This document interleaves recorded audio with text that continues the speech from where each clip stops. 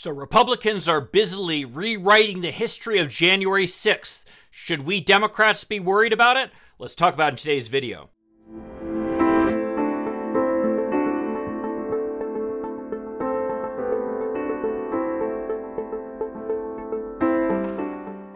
Hi, I'm Mike Greiner. I'm a lifelong Democratic activist who's concerned about the direction our country is taking. If you share my concerns, maybe you could like this video and subscribe to this channel, even click that little bell that will notify you when I post something new. So my favorite claim about the January 6th riot is that it was just a bunch of tourists visiting the Capitol. Well, I used to work on Capitol Hill, and if that's a bunch of tourists visiting it, well, I don't know how I survived. But this is all just part of the right's effort to paint themselves as victims. I mean, Donald Trump said in a statement that the people who were involved in the January 6th attack are, quote, being persecuted so unfairly. My heart bleeds for them, don't you? By the way, as always, I'll post links to all the documentation of what I'm saying down below. Now, the reason that the right needs to paint themselves as victims is because they are the privileged ones. Like me, I have to admit, they are white, male, cisgender, straight. We're the people who've enjoyed all the benefits that the United States has been able to offer thus far. And the extremely wealthy have taken advantage of our sense of entitlement to play to us and have us support them in their efforts to bleed the country of basically all its wealth. Something they've succeeded spectacularly in, by the way. But now, as I point out in another video, and I'll link to it up above, the demographic changes the United States is going through really do give the MAGA Trump Republicans something to worry about. But this whole sense of victimhood is central to their claim really over history.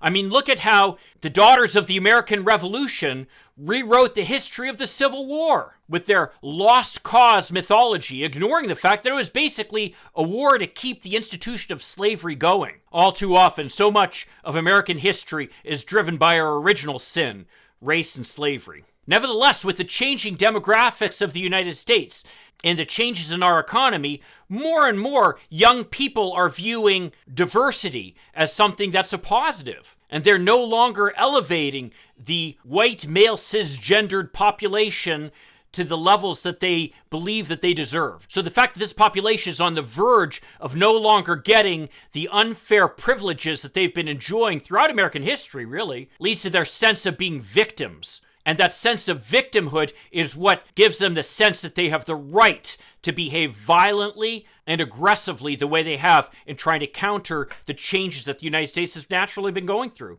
Now, many on the left, myself included, have been really disturbed seeing the Republican devolve into this right-wing personality cult obsessed with an authoritarian, totalitarian, white nationalist message. But is this something we really should be worried about? I mean, look at what happened in California. Gavin Newsom, as a result of the COVID crisis, as well as some pretty unwise missteps on his own part, likely was actually in trouble in that recall election. Now, if it were purely a vote of the Democrat versus the Republican, there's no way that the Republican would win. But the way that this recall process is set up in California, you don't even need to win the majority to win the election. You have to remember, when Arnold Schwarzenegger, as a Republican, replaced Democrat Gray Davis as the governor of California, Gray Davis actually received more votes than Arnold Schwarzenegger in the recall election. But it didn't matter because Gray Davis didn't get more than 51%. And that's what's required to survive a recall election. And if you don't survive, then that opens the door for a Republican to come in, even if they receive far less than 50%.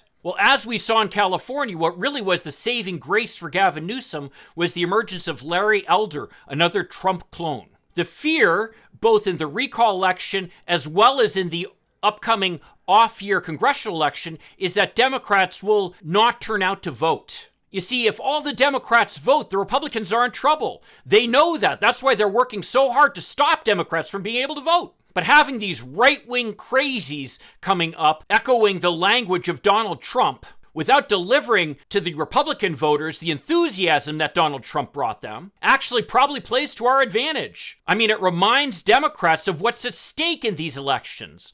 That these right-wing Republicans, if they're elected, literally will close the door on the liberal democracy that we've come to enjoy here in the United States. And that very real possibility is the type of thing that will drive Democrats to the polls. So while we're shocked by the takeover of the Republican Party by these right-wing MAGA types, Let's also not be terribly upset about it, because the one thing that is clear is that the only way we will put an end to this rising white nationalist movement here in the United States is to defeat it. And the best way to do that is to make it clear that the Republican Party is an unacceptable choice for most Americans. Something that Larry Elder helped Gavin Newsom remind Californians about, and is hopefully something that similar MAGA Republican types will remind Democrats about in the upcoming 2022 elections. Well, if you agree with me or disagree with me, I'd love to see your comments down below. And if you give me a like and maybe subscribe to this channel, that'd be a huge help. I'll see you in the next video. In the meantime, let's hope for continued progress. Thank you.